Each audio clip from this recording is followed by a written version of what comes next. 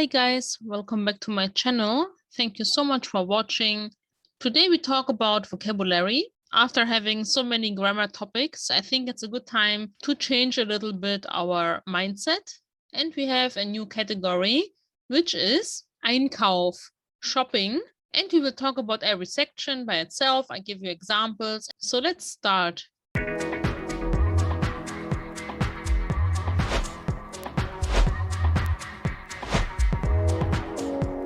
Our categories today are Läden, stores, Elektroladen, electronic store, Küchengeräte, kitchen tools, Haushaltsprodukte, household tools or household products, Schreibwaren, office utensils or writing utensils.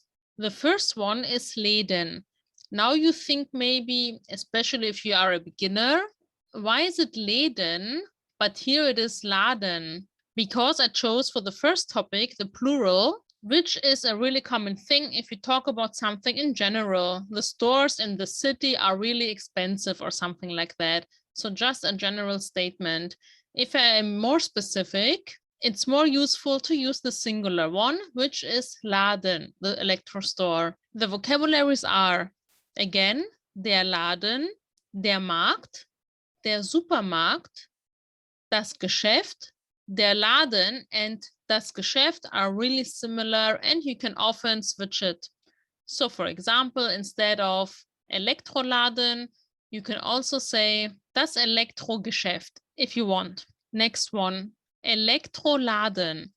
How would you say in this city there are 3 electronic stores? You would say, in dieser Stadt gibt es 3 Elektroläden.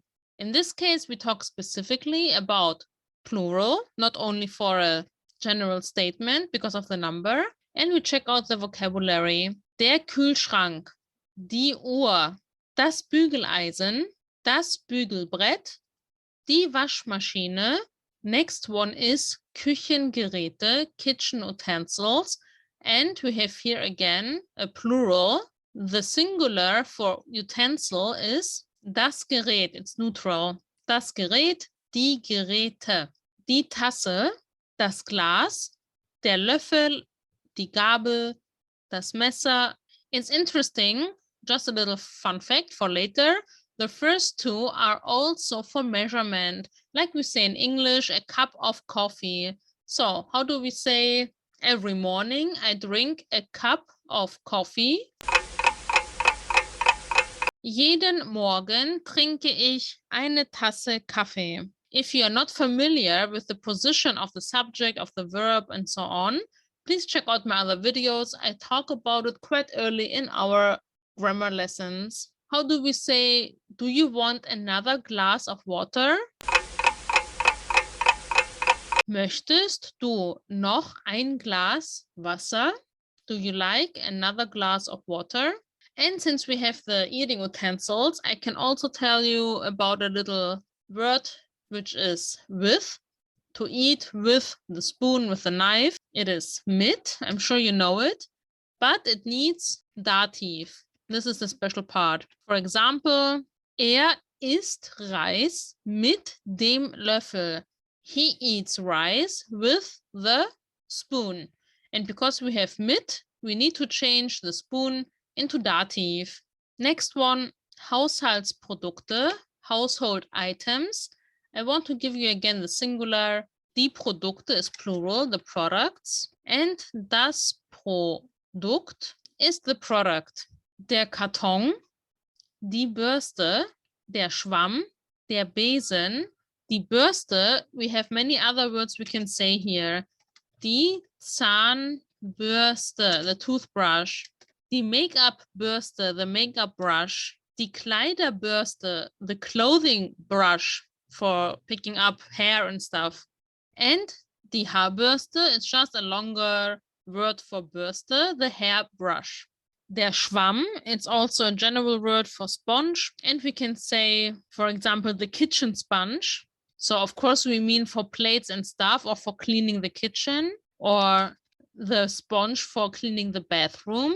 But if you say der Badeschwamm, it sounds more like a sponge for taking a bath. Badeschwamm, because it comes from the verb baden, to take a bath, and we made it Badeschwamm. But the other one is just the sponge for the bathroom, not for bathing. And the last one, which is my favorite, I love writing utensils, stationery, and stuff like that. Schreibwaren has no singular. It's one of those words like money and stuff like that, or water, that doesn't have a singular. It's only available in plural. Die Schreibwaren. Der Kugelschreiber, der Bleistift, der Radiergummi, das Lineal, das Papier, and the most general thing for pencil, or for a pen actually, it is der Stift, the pen. As you can see, the German language really likes to putting things together, actually like any language, but it's always most visible in your own language. So we have here the pen, and of course, to make it pencil, we say Blei. We can also say other things like der Buntstift, which means the crayon, der Filzstift, which is also a crayon, but not made from wood. How do we say this in English? I have to have a look. I looked it up. It says felt pen. Is it correct?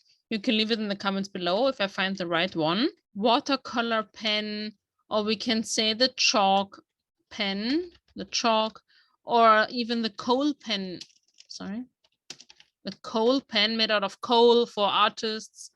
So you can see, especially by putting the material in front, we can express what kind of pen we're talking about. Same goes with paper. I want to give you a few examples. So just for example, das Briefpapier, paper for a letter, the letter paper.